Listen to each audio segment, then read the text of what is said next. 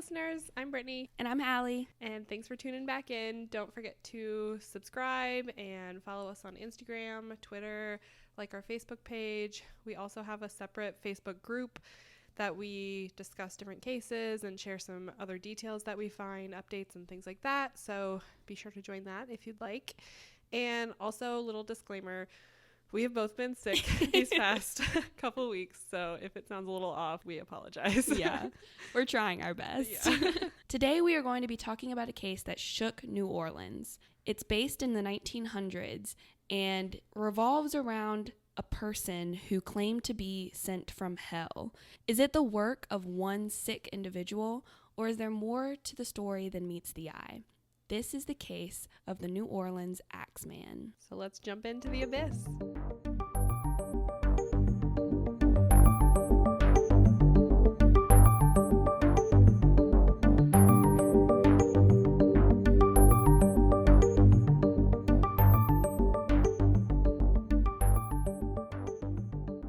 So we wanted to start with a little bit of the background on the culture of the time. Like she said, this was a crime in the early 1900s in Louisiana, and New Orleans had a lot of French influence. There were a lot of different cultures coming together, and some of that resulted in sort of culture clashes, different classes kind of clashing. There were a lot of Italian immigrants coming in the early 1900s, and they started businesses, they had homes, they had families, but not everyone was inclusive of immigrants or Italians specifically. And there was a lot of anti-Italianism, a lot of people that were very bigoted toward these immigrants. They didn't want them there. And they made that very obvious. They weren't shy about saying what they thought. So it was really rough for a lot of Italian immigrants in that time. Another big part of the culture in that era was jazz music. It was starting to be on the rise in the early 1900s, and it was sort of seen as rebellious and youthful music. I think every generation sort of has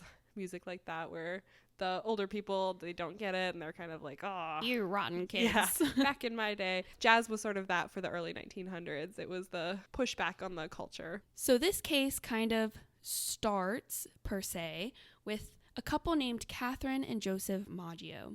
They were both Italian grocers that lived in New Orleans at the time. Joseph and Catherine lived in a apartment above their grocery store right beside of Joseph's brothers, Jake and Andrew. Andrew had come in late. He had been drinking. He fell asleep, and he woke up around 4:30 in the morning and heard moans coming from the next room, which would have been Joseph and Catherine Maggio's room. So they decided to go over, make sure everything was okay, and what they walked into was horrific. Both of them had had their throats slit, and there was a bloody mess everywhere. Joseph was still alive, but Catherine was clearly deceased. She had had her throat slit so deep that she was almost decapitated, and she had defensive wounds on her hands from blocking a razor. They had also been hit with an axe that came from their own home that was found in the bathroom covered with their blood. The scene was awful and shocking, and they immediately called the police and the ambulance to get there to help their brother and his wife, but unfortunately, Joseph died within 2 hours of being found from the wounds. The police found bloody clothes that belonged to the couple, and they also saw that the back door had a panel that had been chiseled out, showing how the intruder probably entered the home. The chisel was found outside of the home, as well as the razor that was used on the couple. It was found a little bit down the street, and there were no signs of robbery. And you think that they had all of these murder weapons and the weapon that they used to enter the home, and you think that it would have been so easy for them to get a fingerprint or something like that off of these weapons. But back then, fingerprints weren't really used to the extent they are now, and they weren't as foolproof. It didn't seem to really help them that much in this case. They also found a message that was written in chalk on the asphalt, and it said, quote, "Mrs. Maggio is going to sit up tonight just like Miss Tony," end quote. The handwriting had a very childlike appearance to the police, and they theorized that this person, Miss Tony, that they were addressing, was Mr. Tony Sciambra's wife, which they had both been struck with an axe and shot in May of 1912. The husband had been wounded, but the wife, Miss Tony, had died. So the police theorized that maybe this could have been a connection to that case and saying that the murderer was planning on killing Mrs. Maggio. So after this, Jake and Andrew were both questioned by the police, and Jake was released, but Andrew was not, because the police thought he seemed to maybe be lying, maybe know more than he was letting on. And Andrew pretty soon became a big suspect. He worked as a barber in the area, and a coworker had said that Andrew had taken a razor home to sharpen that day, which turned out to be the same type of razor that was used to slit Catherine and Joseph's throat. Because he was a barber, he had lots of razors. Joseph may have had some razors from him, so it's not necessarily a huge connection because the killer was using weapons from his victims' homes anyway. It's hard to kind of say that that's a direct link. He says that he was intoxicated at the time, and that's why he didn't hear the attack going on.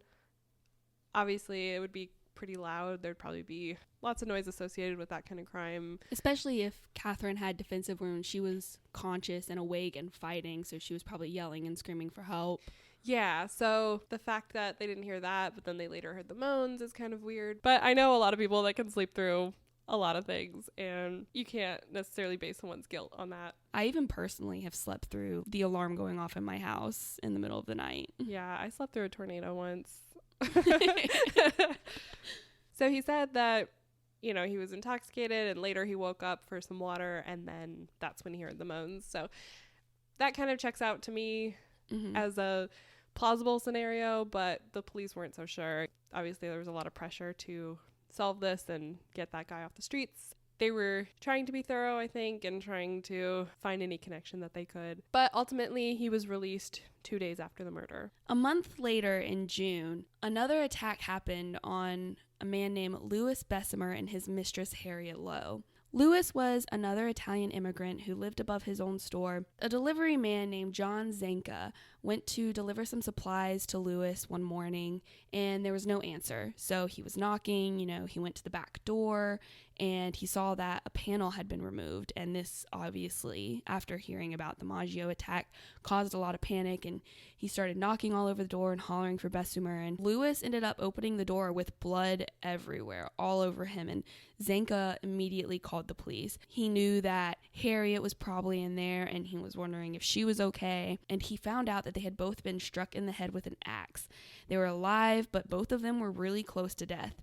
They were bleeding out. It turns out that the axe was one that Louis had owned, which matched up with the case of the Maggio family. Both Louis and Harriet were rushed to the hospital to try and help them. Louis was able to recover, but Harriet was in and out of consciousness continually, and she said it was a mixed man who had attacked them, but she later changed her story, saying that it was Louis that attacked her, and she died 7 weeks after the incident. Harriet also said that Louis was a German spy, so the police took this very seriously. They went and searched and found some letters in his house that were written in foreign languages, and they arrested him, but this didn't really have a lot of sustenance behind it because he is an Italian immigrant, so speaking in an Italian or foreign language isn't really a big deal, and they ended up releasing him anyway. After Harriet passed away, they arrested him again for murder, and he served 9 months but then was acquitted after 10 minutes of deliberation. Police also arrested another man, Louis Obacon,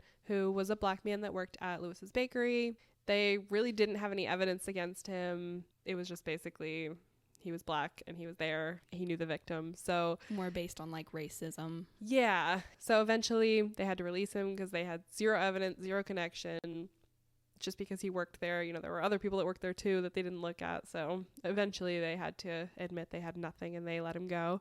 It was also speculated that this attack was more domestic violence and wasn't really the Axeman at all. Louis was known to have a short temper, and that could lead to violence. This attack also happened later in the morning than the other attacks did. So usually the attacks were in the dead of night, and this was around 5 or 6 in the morning. So the sun was coming up. It was a little bit different. Also, when Zanka showed up and saw the scene and wanted to call the police immediately, Louis said that no, they were fine. They just needed to go to the doctor and not to call the police.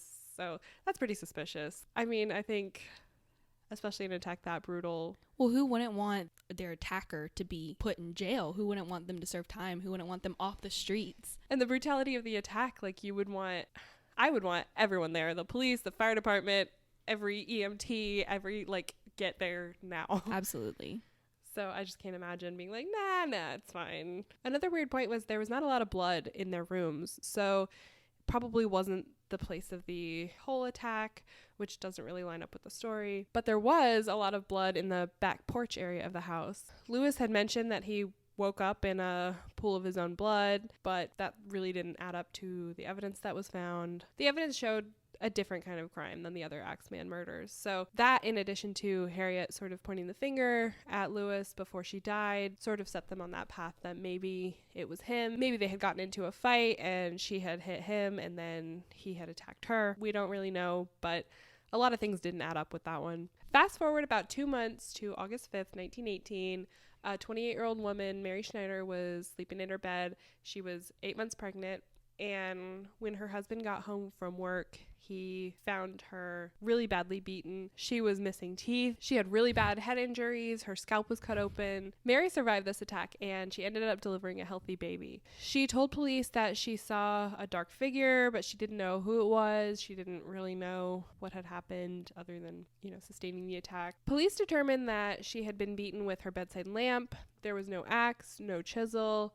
And they also found that there was no removal of the door panel and that the assailant had come through a cracked window. So at this point, police were kind of connecting these attacks because they were all similarly brutal, but there were a lot of inconsistencies. So there were a lot of people that thought maybe these were all individual attacks or several different people. There wasn't necessarily one MO that was consistently used throughout all these crimes. Yeah, granted that this Axeman that they talk about is very opportunistic. He uses the weapons that are already at the home of the people he's attacking. But this just seems a little too opportunistic. There's a cracked window and we're just going to use the bedside lamp. He would take the time to chisel out a panel of a door. He's not that opportunistic. He still has this structured. Yeah, it's almost like a ritual because there are probably easier ways to break into a house, exactly. But that's how he does it. And this time didn't really fit that. This one is hard to tie back into the Axeman murders specifically, but it was happening in the time period, so people did address it into that kind of terror. Yeah, because not everyone is looking at the individual details. All they know is in their community, these brutal attacks are happening. So exactly. A man named James Gleason was arrested. Police saw him in the area, and as soon as he saw police, he just took off running. Later, he said it was because he was in trouble with the police a lot, so he just sort of instinctually ran. And I guess this checked out because he was later released. Yeah. There was probably a lot of chaos in the streets, too, and police were desperate, and they're looking for someone, and a guy runs. That probably really kind of tipped them off. Yeah.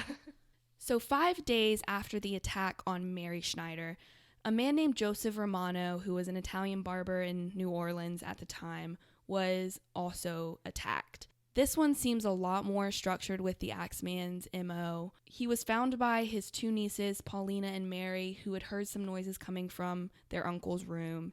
And when they went over, they saw a really large figure dressed in all black, and he was fleeing the scene, but thankfully, he didn't attack the two girls. They saw their Uncle Joseph had been hit in the head with an axe and he was laying on the floor. The panel on their door had been chiseled out. We haven't mentioned it yet, but on our website, we do have a picture of the doors with a panel chiseled out that you can see. And there was an axe at the scene. It was the murder weapon used, and it was found in the backyard belonging to Joseph Romano. Joseph did not survive this attack. He died 2 days after it. The police really started to buckle down on security. They were tired of people getting away with these murders. They were trying to find the culprit behind all of it, and the only way they could do this was by buckling down on security. They believed that their suspect had to be a burglar and that they had to be very experienced because of the method of entry. It wasn't just busting out a window or finding a key or picking a lock. He was chiseling out a door panel. This is something that is very specific. They believe that this guy has some experience. Many people were getting very paranoid because you've had 4 attacks and they've all been on Italian immigrants and business owners. So people started calling in a lot of false stories to the police. And the police would check them out. They would check where the sighting occurred. And they ended up finding nothing every time. There were reports of chisels being found in yards and windows or doors that had been tampered with. The police every time were not able to find anything. But people were really becoming frantic. They started carrying loaded guns when they would go places. The parents would take turns sleeping so that way they could protect the family, and they would sit there with a loaded gun and make sure that no one was at their door chiseling a panel out or climbing in the windows. This was really putting people on edge. So possibly because of this police presence or some other reason that we don't know, it was about 8 months until the next attack. And that came March 10th, 1919, in the home of Rose and Charles Cortimiglia. Rose and Charles and their daughter Mary were sleeping in bed when they were attacked. Their neighbor Orlando Giordano heard the commotion going on and ran over to check on the family along with his son Frank. They found Rose stumbling with blood pouring from her head. In her arms was her 2-year-old daughter Mary, who had been killed with one blow from an axe to the neck. Charles was laying in a pool of his own blood, and Giordano tried to take Mary from Rose, but she wouldn't allow it. She was holding really tightly onto her daughter. He grabbed towels to help clean up some of the blood from their faces, and Frank called the ambulance. The couple survived, but like we said, their daughter had been killed. And when the police went to investigate, they found that a panel had been chiseled out of their back door. There was a bloody axe present that had belonged to Charles. So we're really back to strictly following the Axeman's MO. Rose said when she woke up, she saw her husband was struggling with a large white male. He was dressed in all black, and that this man struck Charles with an axe.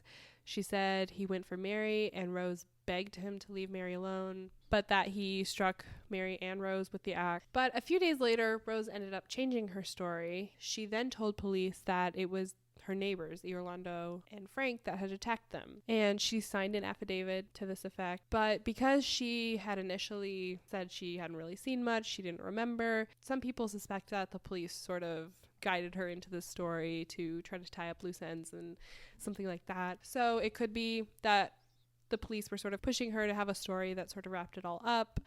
Also, it could have been that she just remembered later. Sometimes trauma is like that. It's hard to say, but it was kind of suspicious because her story changed very drastically in sort of a short period of time. And the police were really desperate to find answers. They wanted to close this case. They wanted to get this guy off the streets, may have been pushing for a certain outcome. Frank said that he had an alibi, that he was out with a girl, but he didn't want to say her name. He didn't want her to get involved. He was about to get married, and he didn't want that to become a scandal. Orlando never really changed his story. He said that he heard the commotion, went over to see what happened, and tried to help. He wasn't in good health, so they knew that it couldn't have been him that was actually dealing the blows with the axe, but Frank was only 18. He was a big guy, so he was capable. Charles denied Rose's story. He didn't understand why she was saying that. He said, quote, "My wife must be out of her mind," end quote. He always denied her version of events.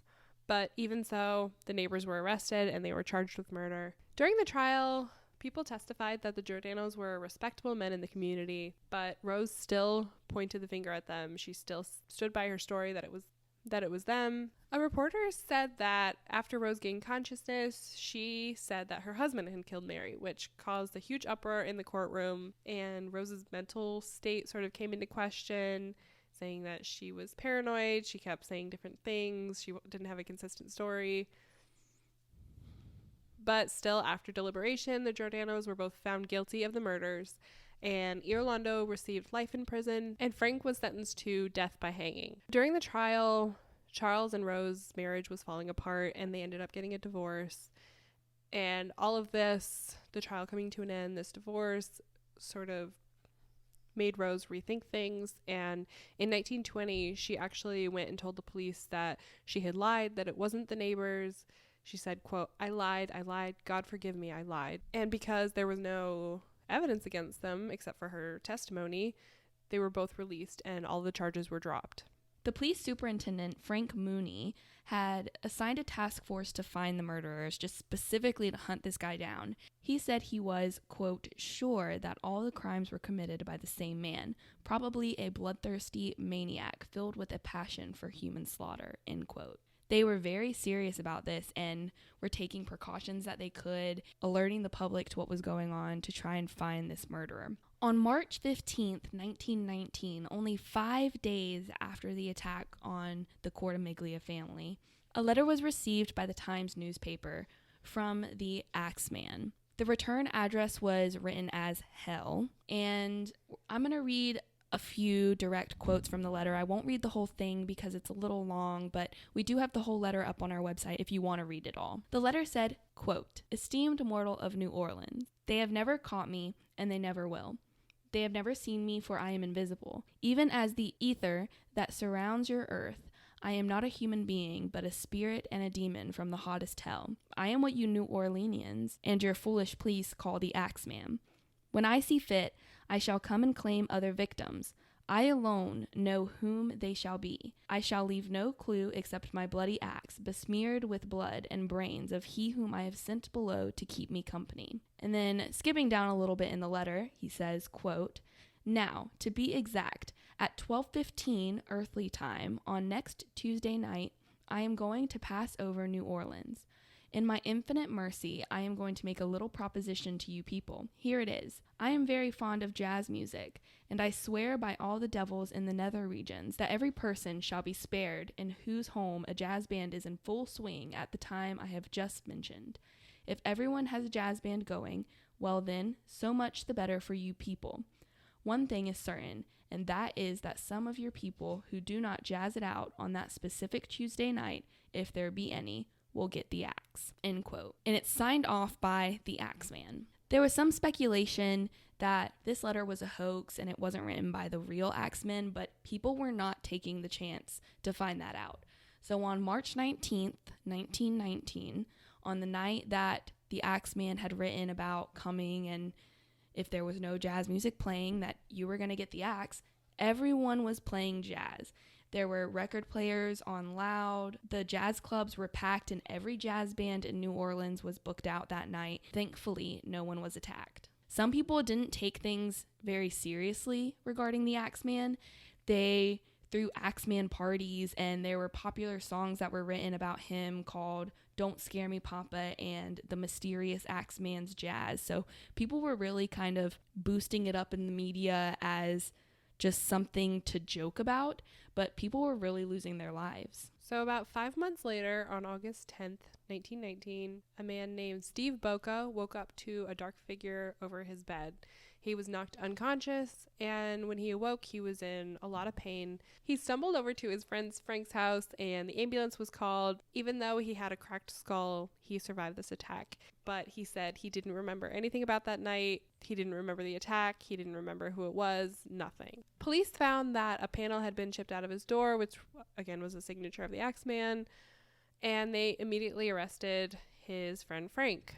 But Boca defended him and said that he wouldn't do that it wasn't him, and he was released after a few days. A month later, on September 2nd, a man named William Carson, who was a local druggist, was in his bed reading a book late at night, and he heard some noises coming from his back door. So obviously, with all of the murders going on and the break-ins, he was very conscientious of what was going on, and he grabbed a revolver. He called a few times to the door saying, who's there, and nobody answered. So he began shooting at the back door where he had heard the noises, and once he opened the door, there was no one there, but there was proof of chiseling on his back panel, which is horrifying to think that he was just sitting in his room, and luckily he had been up late reading, or else he could have been attacked that night and possibly killed by the Axeman. The next day, September 3rd, another woman was attacked, Sarah Lauman. She was 19 years old, and just like everyone else, she was asleep when she was attacked, and she remained unconscious afterwards.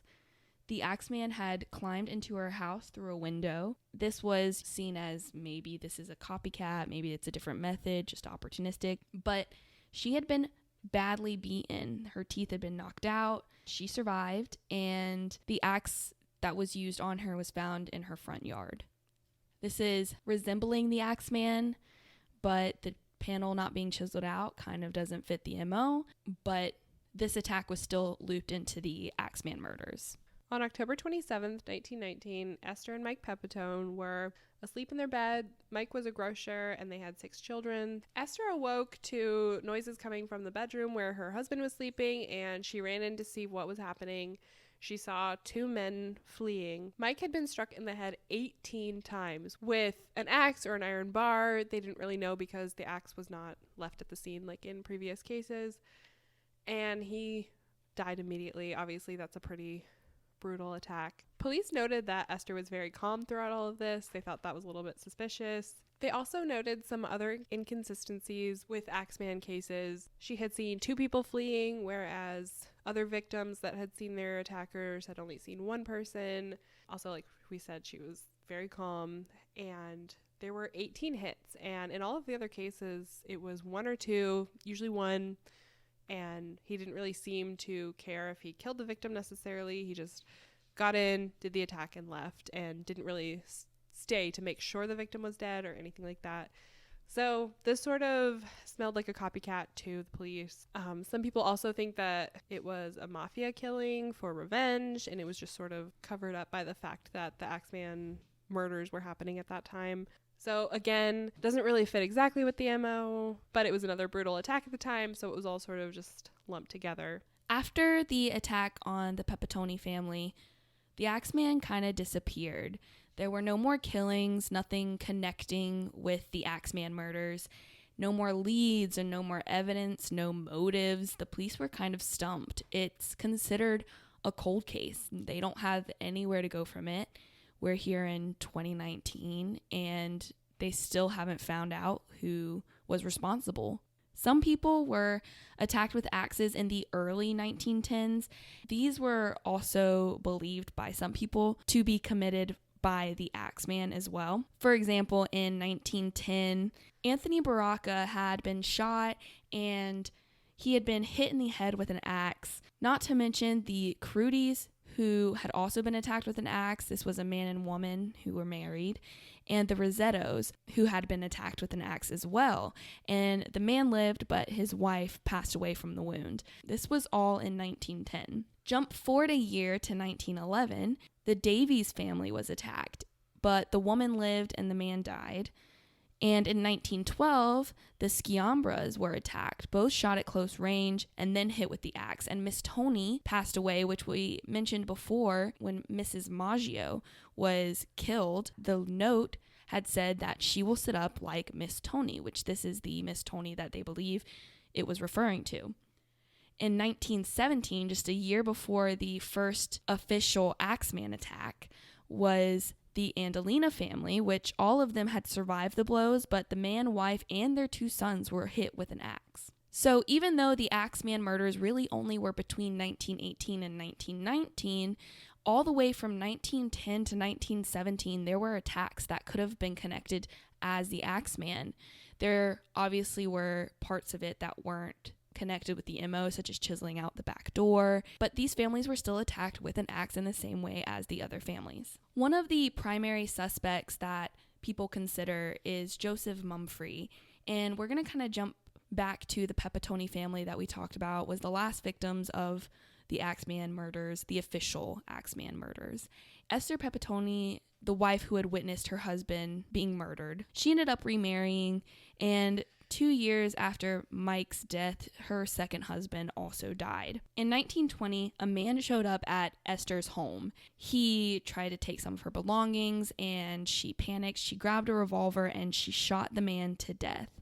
She didn't try to run. She just stood there.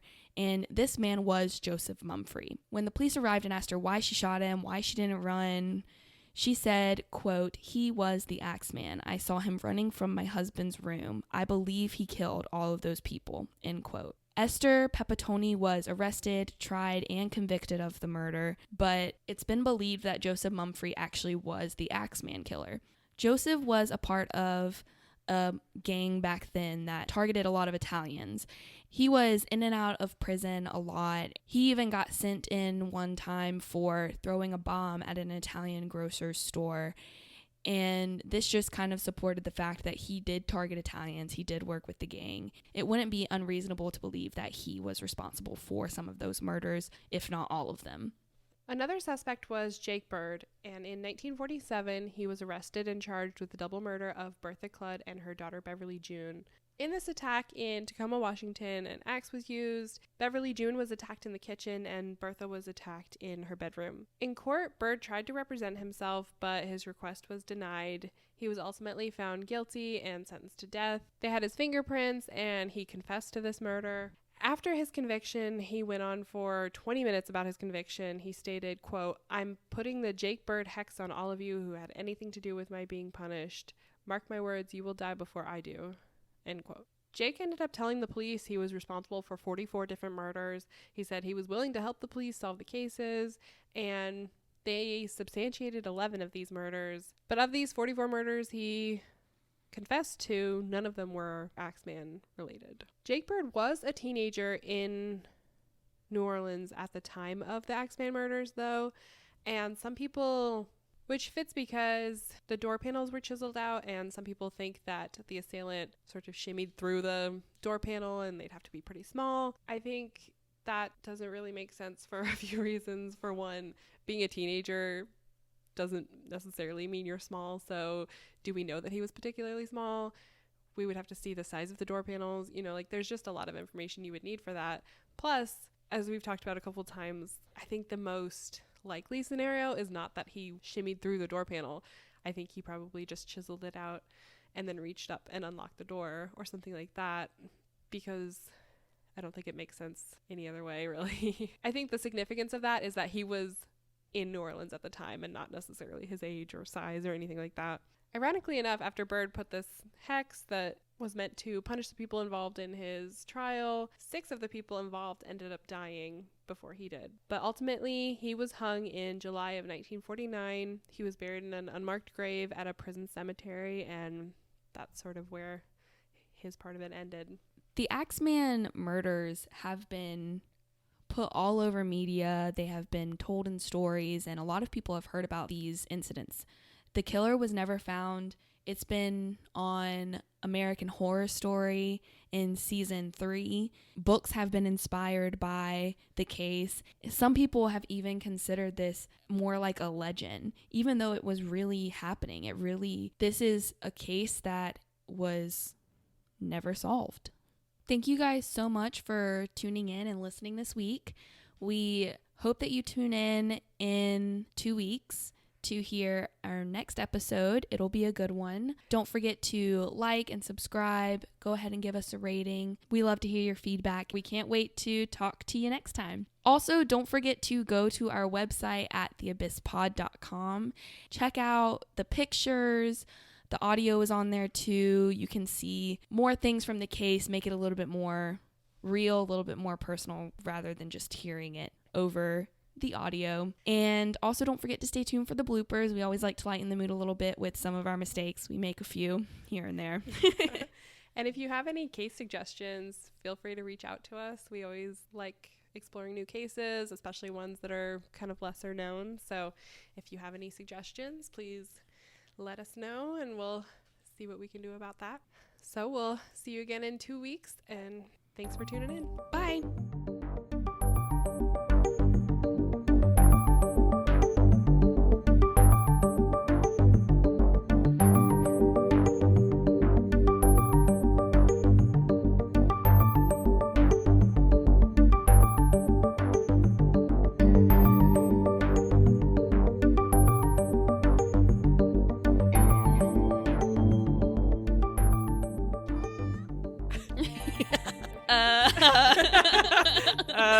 Audible discomfort. Crying. You're like, it was really in that area. Just that area. No, nowhere else in the United States was rough back then. Was perfect. And was found in the bathroom, all bloody with their blood. That was found. And Frank was sentenced to death by hanging. They also found a message written on some chalk. Fast and Furious. I was trying to say forward. And I was like, more word. We're sleeping. Wow. Sass to a max. Did we just have an earthquake? I don't know. Mary Schneider was a young... Why can't I say that? Was A young woman, Mary Schneider. Young woman, Mary Schneider. She said knocking all over the door. She's got the runs. Yeah. The runs.